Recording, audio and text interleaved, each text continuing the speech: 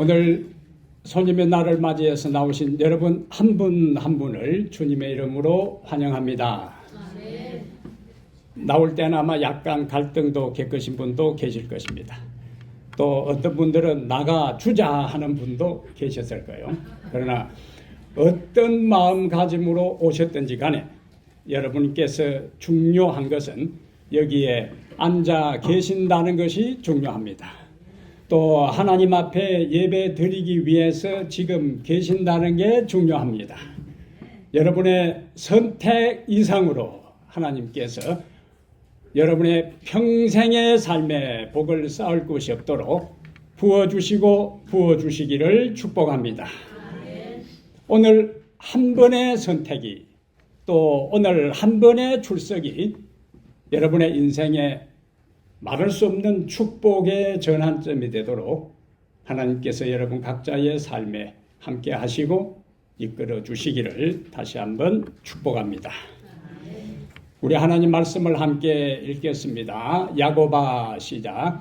야고바 어찌하여 내가 말하며 이스라엘아 내가 이르기를 내 길은 여호와께 숨겨졌으며 내 송사는 내 하나님에게서 벗어난다 하느냐.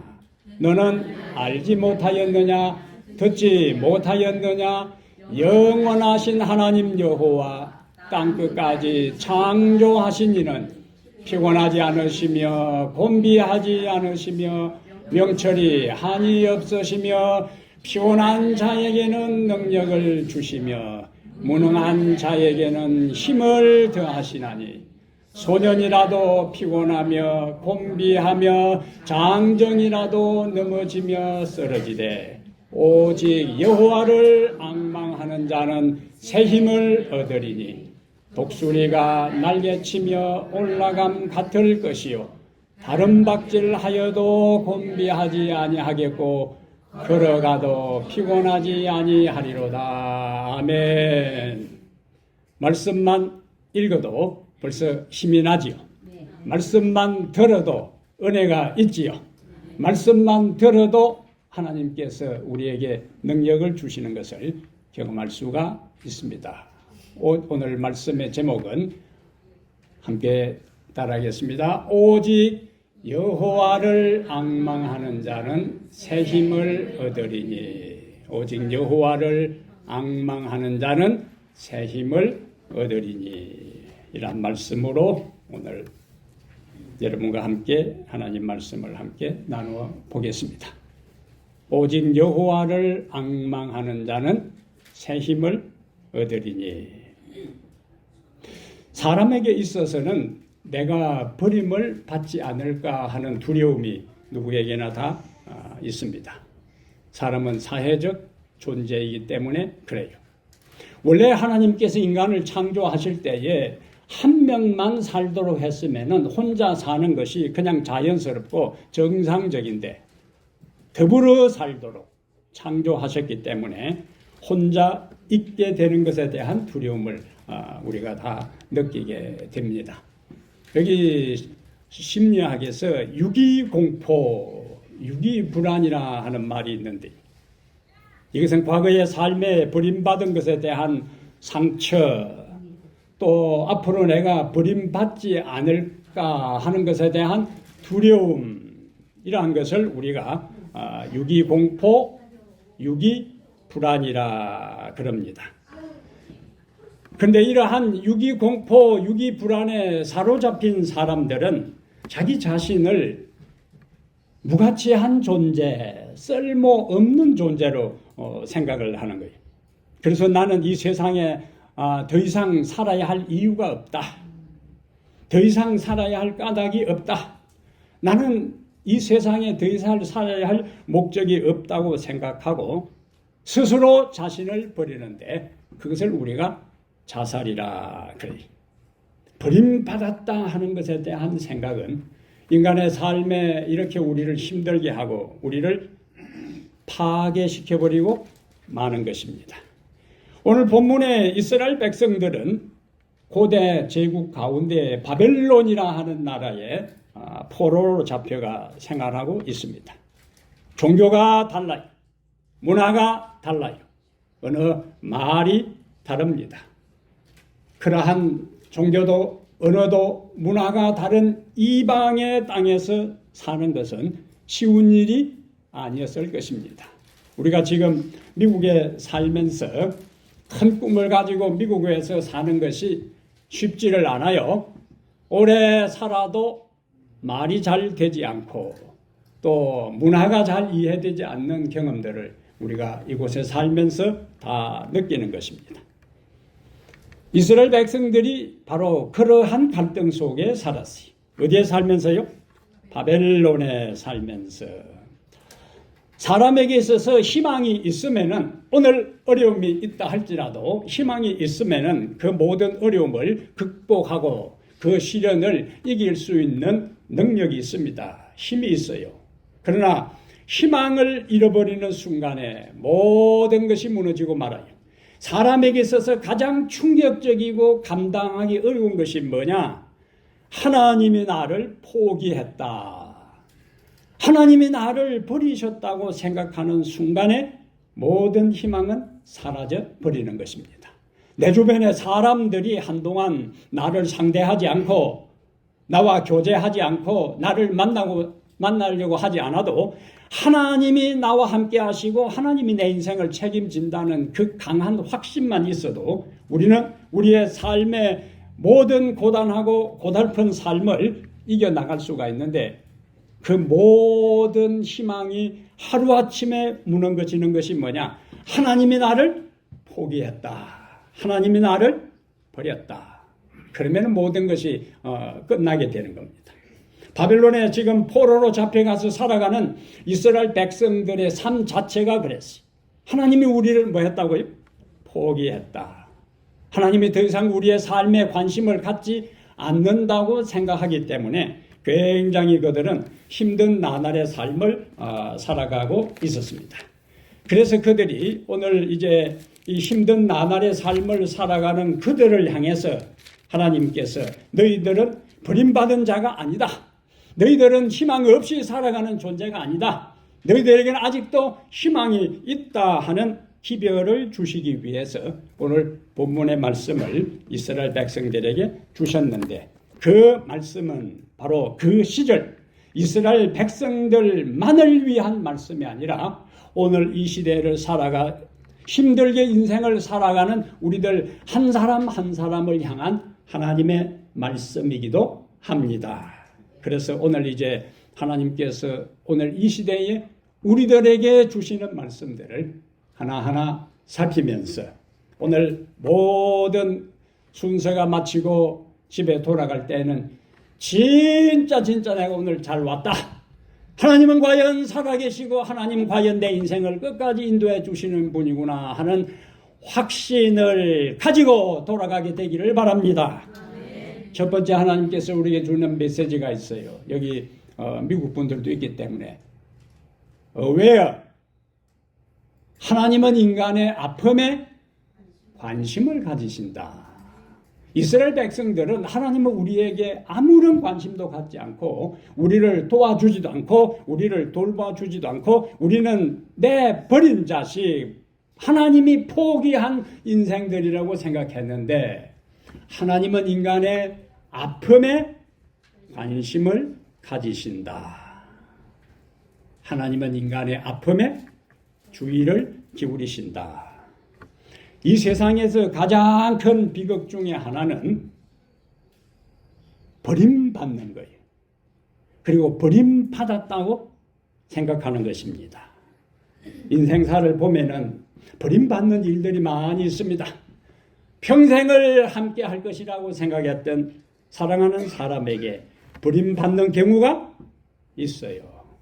어떤 자녀들은 부모에게 버림을 받습니다. 또 어떤 부모는 자식에게 버림을 받아요. 제가 얼마 전에 유튜브를 보는데 몰래카메라인데 한 부부가 치매에 걸린 아버지를 주차장에 몰래 데려다 놓고 아버지 잠깐 기다리려 해놓고 그냥 그 아버지를 버리는 모습을 봤어요. 자식도 부모를 버리는 세상입니다. 때로는 친구가 우리를 버릴 때가 있어요. 이처럼 인생길에 있어서는 내가 다른 사람을 버리기도 하고 다른 사람이 나를 버리는 아픔 속에 우리의 인생은 살아갑니다. 그런데 사람들은 우리를 버리고 포기한다 할지라도 하나님은, 여기 시편 27편 10절에 다윗은 이렇게 노래해요. 내 부모는 나를 버렸으나 여호와는 나를 영접하시리다. 아멘. 오늘 시대를 어떤 시대나 일회성 시대라 그래요. 일회성 시대. 한번 쓰고 버리는 일회용품이 이 범람하는 그런 시대를 살아갑니다. 한번 쓰고 버리는 그런 시대를 살다 보니까 사람과 인간과의 관계도 좋은 관계를 맺다가 수가 틀리면은, 마음이 맞지 아니하면, 기분 나쁘면 그냥 떠나버리는 경우들이 많이 있습니다. 그런데 시편 94편 14절에 함께 보겠어요. 여호와께서는 자기 백성을 버리지 아니하시며 자기의 소유를 외면하지 아니하시리로다. 아멘. 자기 백성을 여호와께서는 버리지 아니하시며 자기의 소유를 외면하지 아니하신다. 사람들은 우리를 떠날 수가 있어요. 사람들은 우리를 버릴 수가 있습니다. 그러나 하나님은 우리를 버리지 아니하시고 하나님은 우리를 외면하지 아니하시고 하나님은 끝까지 우리의 인생과 동행하신다는 사실을 인하여 감사하시길 바랍니다. 이 성경 우리에게 주시는 위대한 약속이에요. 하나님은 우리가 처한 상황을 다 아십니다. 우리의 신음소리를 들으셔요. 우리의 눈에 흐르는 눈물을 그는 다 보시고 우리의 마음의 고통을 그는 다 느끼시는 분이시요. 누가? 우리 하나님이. 우리는 출애굽기 3장 7절부터 10절에 보면요, 이스라엘 백성들이 애굽에서 오랫동안 노예 생활을 하고 있을 때에 하나님께서 그들에게 뭐라고 말씀하시는가? 내가 그들의 고통을 보고 그들의 부르짖는 소리를 듣고 그들의 모든 근심을 알고, 하나님은 인간의 모든 고통을 알고 듣고 아시면서 그냥 듣고 마시는 분이 아니에요. 그 모든 고통을 들으셨다면, 그 모든 부르짖는 소리를 들으셨다면, 그 모든 아픔을 가슴 깊이 느꼈다면 우리 하나님은 어떤 분이신가? 행동하시는 분이십니다. 우리 하나님은 어떤 분이시라고요? 행동하시는 분이세요.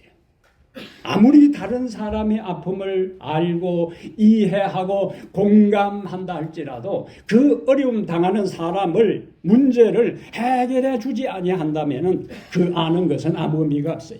우리 하나님은 고통을 보고 근심을 알고 아픔을 느끼고 신음소리를 듣고 그 다음에 뭐 하시는 분이시다? 행동하시는 분이시다. 행동하시는 분. 우리의 인간의 삶에 간섭하시는 분. 대표적인 이야기가 성경에서 야곱의 삶을 보면은 우리 하나님은 인간의 삶에 관여하시고 인간의 궁지에 몰렸을 때에 그것을 해결해 주시는 하나님이심을 우리가 알 수가 있어요. 자, 야곱이 그의 형 예서를 피하여 외갓집으로 혼자 도망을 갑니다. 도망을 가다가 이름도 제대로 알려지지 아니한 쓸쓸한 들판에서 옆에 있는 돌 끌어다가 베개 삼아서 이제 잠을 잘 때에 하나님께서 꿈속에 그에게 나타나셨어요. 야곱 주위에는 지금 아무도 없습니다. 그는 고향을 떠났어요. 그의 형은 그를 죽이려고 추적하는 중에 있어요. 그의 아버지 어머니도 그의 인생을 보호해 주지 못합니다. 그런데 하나님께서 꿈속에 그에게 나타나셔서, 자, 읽습니다.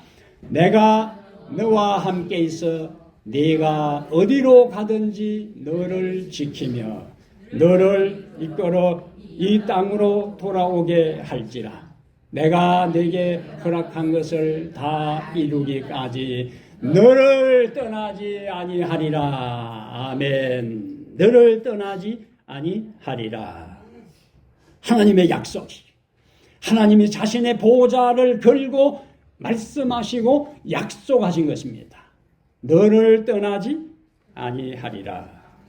이 말씀을 야곱의 삶에 하나님께서 그대로 지키셨어요. 야곱은 나중에 요셉의 인도를 따라서 애굽에 갔을 때에 애굽의 왕 앞에 섭니다. 그리고 자신의 인생을 요약해서 이야기를 하는데 자신의 인생을 어떻게 요약하는가? 내 인생이 나그네의 삶이었다. 나그네의 인생이었다. 그런데 내 인생이 나그네의 인생이었고 나그네의 삶이었는데 험악한 세월을 보냈다 그랬습니다. 야곱의 내 나이 137살인데 나그네의 삶이었고 그런데 그 나그네의 삶이 어떤 인생이었다고요? 험악한 삶, 험악한 세월을 보냈다는 것을 이야기를 해요. 여러분들이 미국에 이민 와서 지금까지 살아오신 삶, 여러분들이 태어나서 오늘 여기까지 살아온 인생들을 다른 사람에게 이야기할 때에 저희 어머니처럼 이야기를 하실 거예요. 저희 어머니는 종종 어린 저에게 이야기를 했어요. 야, 내가 살아온 인생을 기록한다면은 책을 써도 몇 권을 쓸 것이다. 내 살아온 인생, 그것은 삶이 평탄하지 않았다는 이야기, 그 삶이 기구했다는 이야기, 그 삶이 험악했다는 이야기. 저희 어머니는 다른 사람하고 한번 결혼을 했는데 딸 하나 놓고 헤어졌어요. 그리고 저희 아버지하고 재혼을 했는데 저희 아버지는 벌써 그때에 4명의 아이들이 있어요. 쫄쫄쫄쫄쫄쫄 4명이. 요즘 같으면은 차라리 혼자 살고 말지만은 옛날 혼자 여자 몸으로 혼자 사는 것이 힘든 시절이었기 때문에 4명의 아이들이 있는 집에 와서 생활을 하는데 또 6명을 낳았어요. 그러니까 총 10명인데 저희 어머니께서 9명을 결혼시켰습니다. 제가 막내였는데 저 혼자 놔두고 제가 고등학교 3학년 마치고 신학 입학할 때에 암으로 돌아가셨어요. 그 어머니가 항상 저에게 입버릇처럼 하신 말씀이 내 살아온 인생 책으로 써도 몇 권을 쓰고도 남을 것이다. 바로 야곱의 인생이 바로 그런 인생이었어요. 험악한 인생을 살았다는 거예요. 오늘 우리의 삶을 하나하나 들여다보면은 그와 같은 험악한 인생을 살아왔고 또 앞으로 살아갈 것이라 할지라도 제일 마지막에 너를 떠나지 아니하리라. 야곱에게 하신 이 약속은 야곱에게만 하신 약속이 아니라 우리를 향한 약속이기 때문에 오늘 이 약속을 여러분에게 하시는 하나님의 약속으로 받아들이시기를 바랍니다. 이스라엘 백성들이 바벨론에서 포로 생활을 할 때에 하나님이 우리의 삶에 관심을 갖지 않는다고 하는 그러한 때에 하나님이 그들에게 의도적으로 하신 말씀이 있어요. 여기 40장 27절에 야곱아 어찌하여 네가 말하며 이스라엘아 네가 이러기를. 여기 야곱을 이야기했고 이스라엘을 이야기했어요. 이것은 야곱의 후손들이 이스라엘 백성들이었는데 너희 조상의 경험을 너희 조상 야곱을 생각하라는 거예요. 그래서 야곱아 어찌하여 내가 말하며 이스라엘아 내가 어찌하여 이러기를. 그들 조상인 야곱의 이야기를 한 거예요. 야곱의 파란만장했던 삶, 눈물겨웠던 삶, 힘들었던 그 고난의 삶 속에 하나님이 뭐 하셨다고요? 함께 하신 것을 기억하라. 너의 조상 야곱과 함께 해서 이스라엘 승리자로 만들어준 나 여호와가 야곱의 후손인 너희들의 인생에도 내가 함께 하겠다는 놀라운 약속이 바로 야곱아 이스라엘아 부르신 하나님의 의도인 것입니다. 오늘 우리가 말씀을 계속 이어나가면은요.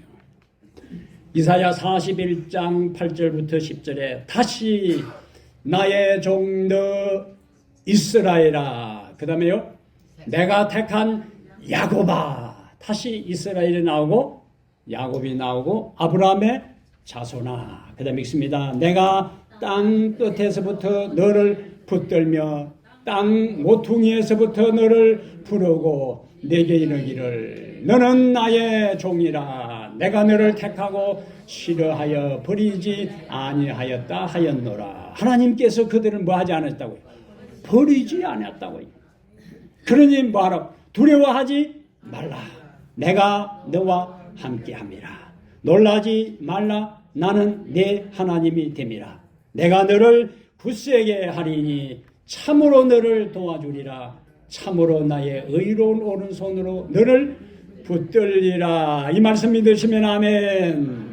이 마지막 말씀만 우리가 마음에 간직하고 인생을 살아가면은 절대로 우리는 실패할 필요가 없습니다. 절대로 우리는 낙심하지 않습니다. 우리는 어떠한 삶의 지경과 형편 가운데서도 하나님이 나를 버리지 아니하시고 하나님이 나와 함께 하시고 하나님이 나를 굳세게 하고 하나님이 나를 도와주고 하나님이 나와 함께 한다는 이 말씀, 여러분의 생애가 끝나는 날까지 붙잡고 의지하고 기억하고 살아가게 되기를 바랍니다. 그 다음에 제가 좋아하는 말씀이 하나 있어요. 여기 버러지 같은 너 야고바. 여기 버러지 같은 너 야고바 하는 것은 옛날 성경이네요. 지렁이 같은 너 야고바 그렇게 했어. 버러지 같은 너 야곱. 야곱을 하나님께서 뭐라고 불렀어요? 지렁이, 버러지. 경상도에서는 벌거지라고 그래요. 벌거지. 너 벌거지 같은 야곱아. 너 이스라엘 사람들아 뭐 하지 말라고? 두려워하지 말라. 나 여호와가 모르니 내가 너를 도울 것이라. 저는 저 말씀을 외우기도 좋아요. 41장 14절이 거꾸로. 41장 14절. 저는 지렁이 같은 너 야곱아, 벌거지 같은 너 야곱아 할 때마다 제가 캐나다에 있을 때에 생사를 알 수 없는 극심한 투병 생활을 하고 있을 때에 하루는 선배 목사님이 낚시에 쓰는 지렁이를 이 통에 있는 걸, 종이 박스에 있는 걸 지렁이를 한 통 이제 가져왔어요. 그래서 그 지렁이를, 모래 속에 있는 지렁이를 다 핀셋으로 골라내가지고 물에 씻어서, 그리고 도마 위에 칼로 찹찹찹찹 다 다져가지고 그걸 햄미밥에다가 으개가지고 제 배에다가 이제 붙이는데, 그것을 배에다가 붙여놓으면은요, 조금 지나면은 살살 썩는 냄새가 납니다. 냄새가 얼마나 지독한지. 이불을 이만큼 하면 여기서 냄새가 솔솔 코로 이제 들어가는 겁니다. 그것을 배에다가 붙이고 있기 때문에 옆으로는 눕지도 못해요. 밤새도록 차렷 자세로 하고 자야 되죠. 차렷 자세로. 그때에 제가 묵상한 말씀이 바로 저 말씀입니다. 지렁이 같은 너 야곱아, 네가 지금 의사는 치료할 수 없다라고 말한 질병 가운데 내가 투병 생활을 하고, 의사도 3개월이나 6개월 되면은 죽음을 준비해야 된다고 하는 그 상황이지만 뭐 하지 말라고요? 두려워하지 말라. 내가 너를 도울 것이라. 저 말씀을 제가 깊이 묵상하는 가운데 내가 지렁이 같은 존재, 3개월, 6개월 시한부 인생을 살아가는 인생이라 할지라도 하나님께서 두려워하지 말라. 내가 너를 도울 것이라는 이 약속의 말씀이요. 저에게 지렁이를 다 짓이겨가지고 배에다가 붙여서 찜질을 하는 그 순간에 저 말씀이 평소와는 달리 얼마나 가슴 깊이 와 닿았는지 몰라요. 두려워 말라라는 하나님 말씀대로, 내가 너를 도울 것이라는 말씀대로 2010년에 3개월, 6개월 시한부 인생을 의사에게부터 통보받았던 저가 저 말씀 붙잡고 저 말씀 믿고 지렁이 같은 내 인생이라 할지라도, 지렁이 찜질을 하고 있는 내 인생이라 할지라도 하나님께서 두려워하지 말라고 한 그대로, 하나님께서 도와주신다는 약속 그대로, 이렇게 생생하게 살아서 여러분 앞에 하나님의 말씀을 전하고 있으니 나의 하나님이 여러분의 하나님이요, 나를 도와주신 하나님은 여러분을 도와주실 하나님이요, 내 인생을 책임지신 하나님은 여러분의 인생도 책임지신다는 사실을 확신하게 되기를 바랍니다. 위대하신 하나님, 놀라운 하나님, 좋으신 우리 하나님, 다른 사람 눈에는 벌레에 불과하고 지렁이에 불과하고 버러지와 같은 인생처럼 취급받는다 할지라도 하나님은 우리를 절대로 그런 인생으로 취급하지 않고 당신의 거룩한 손길로 우리를 붙드시고 구원하시는 은혜로우신 사랑의 하나님인 것에 대해 다시 한번 감사하며 여러분의 남은 인생을 살아가게 되기를 바랍니다. 히브리 13장 5절에 내가 결코 너희를 버리지 아니하고 너희를 떠나지 아니하리라. 내가 결코 너희를 버리지 아니하고 너희를 떠나지 아니하리라. 저는 저의 삶이 힘들 때마다 오 신실하신 주라는 복음성가를 흥얼거립니다. 하나님 한 번도 나를 실망시킨 적 없으시고 아멘. 언제나 공평과 은혜로 나를 지키셨네. 아멘. 지나온 모든 세월을 돌아보아도 그 어느 것 하나 주의 손길 안 미친 것 전혀 없네. 아멘. 오 신실하신 주, 오 신실하신 주, 내 너를 떠나지도 않으리라. 내 너를 버리지도 않으리라 약속하셨던 주님, 그 약속을 지키사 이후로도 영원토록 나를 지키리라 확신하네. 이 노래가 여러분의 노래가 되기를 바랍니다. 이 찬양이 여러분의 신앙의 고백이 되기를 바랍니다. 약속하셨던 그분, 그 약속을 지키사 이후부터 영원토록 우리를 붙들어 주시게 될 것입니다. 두 번째, 하나님은 영원하신 하나님은 전능하시고 전지하신 창조주 하나님이시다. 오늘 28절에 보면은 하나님은 영원하시다 그랬어요. 오늘 말씀해 보니까 그분은 땅끝까지 창조하신 분으로 지치거나 피곤하지 않으신다고 하셨어요. 그분은 지혜와 명철이 한이 없다고 말씀하시면서 자신을 전지하신 하나님으로, 모든 것을 아시는 하나님으로 소개합니다. 근데 여러분, 하나님이 아무리 우리와 함께 하시고 하나님이 아무리 우리와 영원히 계신다 해도 그분이 능력이 없으면 소용이 없어요. 하나님이 아무리 능력이 있고 아무리 우리와 함께 하신데도 우리가 경험하고 있는 현재의 어려운 문제를 해결할 수 있는 지혜가 없으면 또 소용이 없습니다. 그런데 우리 하나님은 영원히 우리와 함께 하시면서 우리의 모든 문제를 풀 수 있는 능력도 가지시고 우리의 모든 어려움을 해결할 수 있는 지혜가 있기 때문에 우리는 그분을 의지할 수가 있습니다. 그래서 그분은 피곤한 자에게 능력을 주시고 무능한 자에게 힘을 주실 수 있습니다. 너희는 눈을 높이 들어 누가 이 모든 것을 창조하였나 보나. 주께서는 수요대로 만상을 이끌어내시고 그들의 모든 이름을 부르시나니 그의 권세가 크고 그의 능력이 강함으로 하나도 빠짐이 없느니라. 아멘. 여기는 안드로메다 성운. 천문학자들은 저러한 별 덩어리가 우주에 1000억 개가 있다 그래요. 그런데 저 성운 하나에, 우리 은하계에 2000억 개의 별들이 있다고 이야기합니다. 놀라지도 않네. 여러분들이 큰 땅에 살아서 그런지 놀라지도 않네. 1000억 개의 은하계가 있고 그 하나의 은하계 안에 2000억 개의 별들이 있는데 우리 하나님은 그 수효대로 만상을 이끌어내시고 그들의 모든 이름을 부르시나니 그의 권세가 크고 그의 능력이 강함으로 하나도 빠짐이 없다. 그 수천억의 별들의 이름을 하나님께서 다 뭐예요?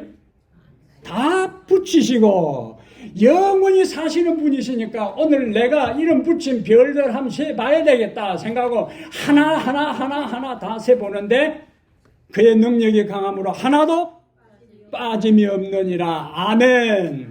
우리 하나님은 그 수천억의 별들을 창조하셨을 뿐만 아니라 그 수천억의 별들의 이름을 붙였을 뿐만 아니라 그 수천억의 별들의 이름을 부르시는데 하나도 빠짐이 없느니라.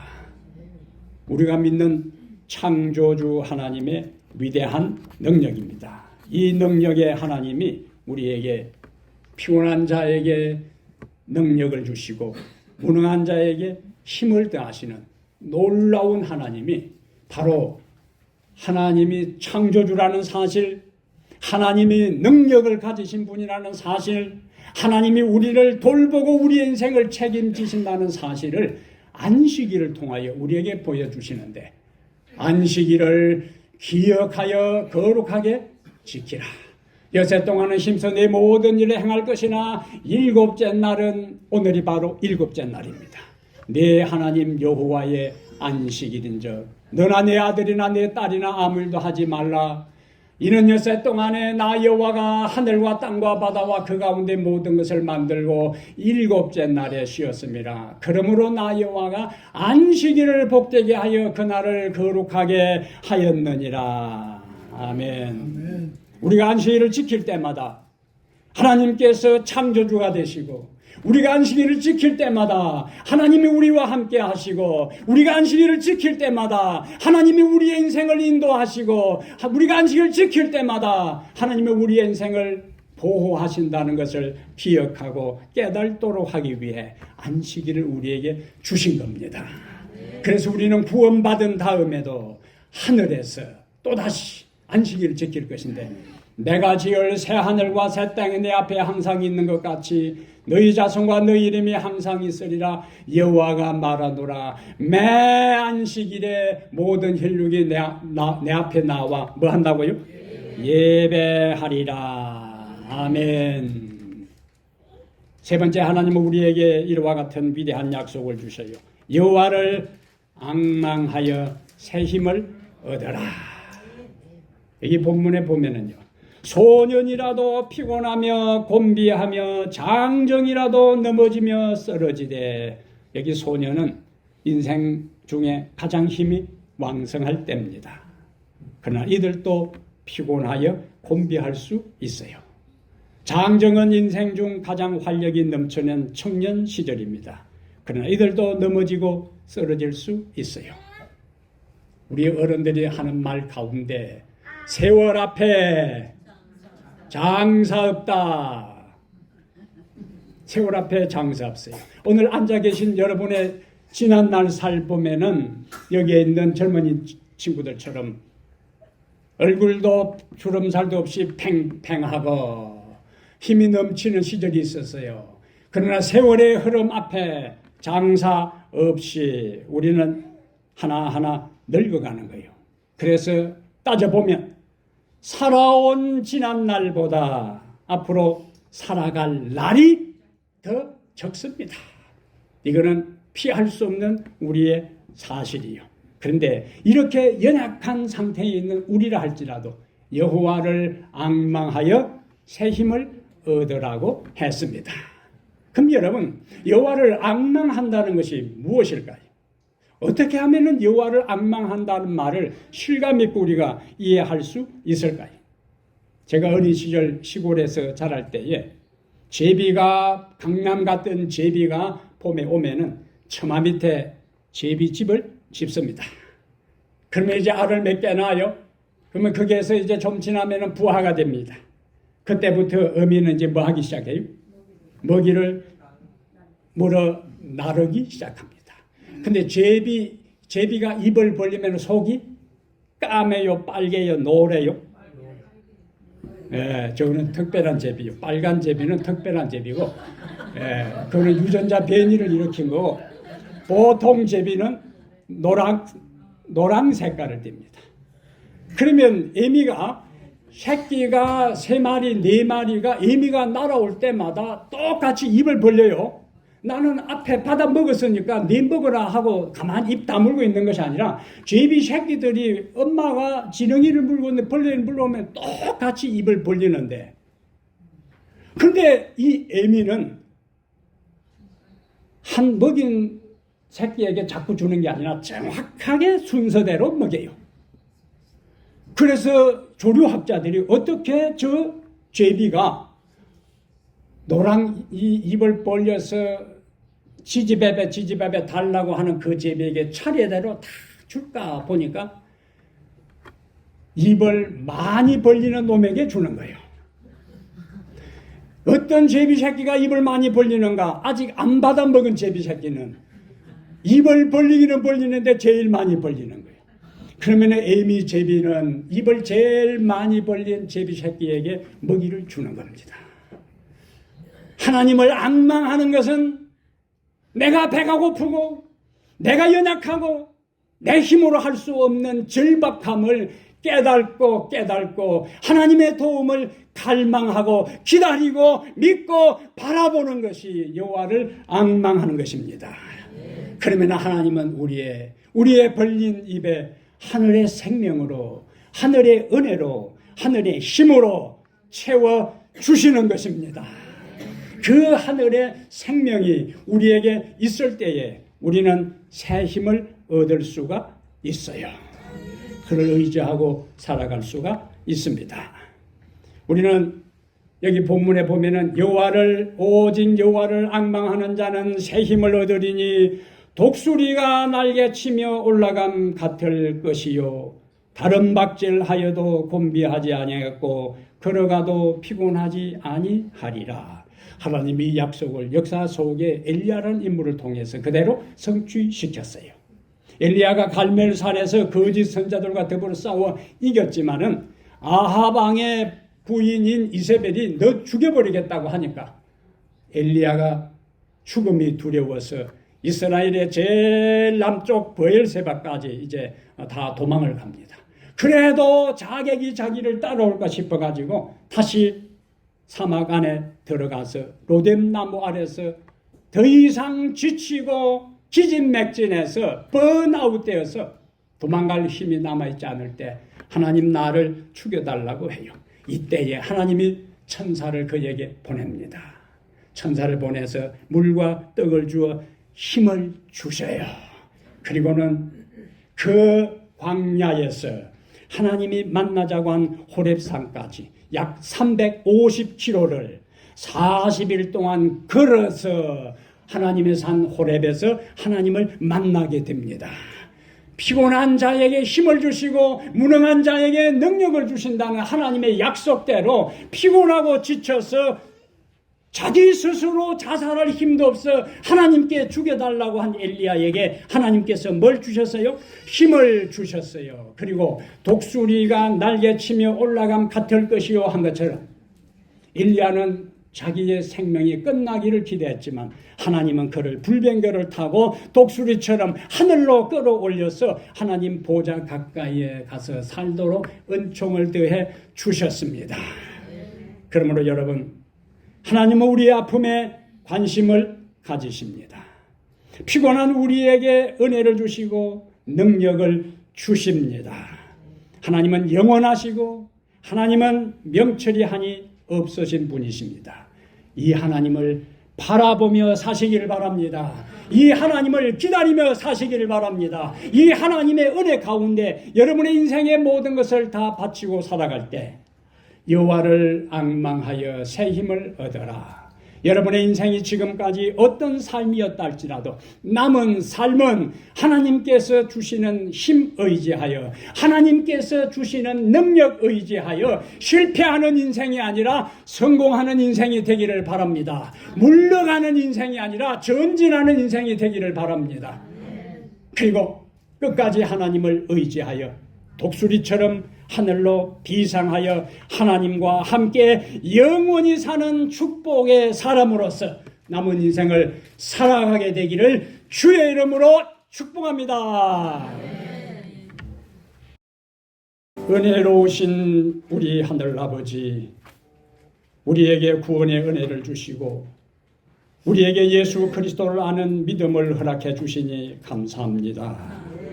여호와를 앙망하는 자는 새 힘을 얻을 것이라는 약속을 저희들이 받아들여오니 창조주 하나님이시여 능력의 하나님이시여 모든 것을 아시는 하나님이시여 우리와 영원히 함께 하시고 우리의 인생을 인도하시고 붙들어 주시고 축복하여 주시옵소서. 이제는 우리 주 예수 그리스도의 은혜와 하나님 아버지의 무한하신 사랑과 성령의 감화감동 충만한 역사가 여호와를 앙망하며 살아가기로 결심한 모든 성도들 머리 위에 이제부터 영원토록 함께 있을지어다. 아멘.